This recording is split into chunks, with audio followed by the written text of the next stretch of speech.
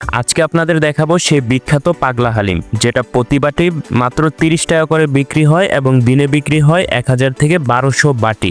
এই হালিমের নাম আমি অনেক শুনেছি কিন্তু কখনো খাওয়া হয়নি। হালিম খেতে গিয়ে প্রথমে জোরে সোরে একটা ধাক্কাটা খেলাম এই হালিমের তৈরি করা দেখে। একটা বেশ বড় পাতিলে গরুর মাথার মাংস, নল্লি, পায়া, চর্বি ইত্যাদি মিক্স করে চরম মশলাদার একটা তরকারি রান্না করা হয়েছে। আরেক পাশের পাতিলে আছে রান্না করা হালিমের ঘন ডাল।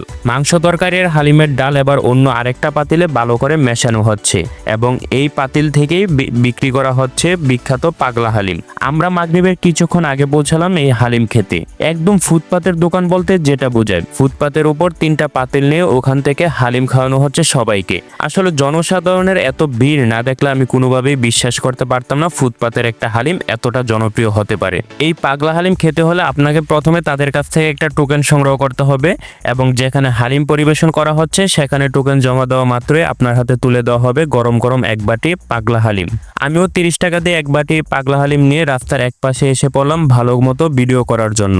হালিমের ডালটা ছিল বেশ ঘন আর রংটা মাশাআল্লাহ সেই লেভেলের লাল। সবকিছু মিলে এক বাটিতে আপনি 3 থেকে 4 টুকরা পাবেন। হালিমের ডালটা বেশ গরম ছিল আর অনেক ঝাল, আর সেই সাথে স্বাদে অনন্য।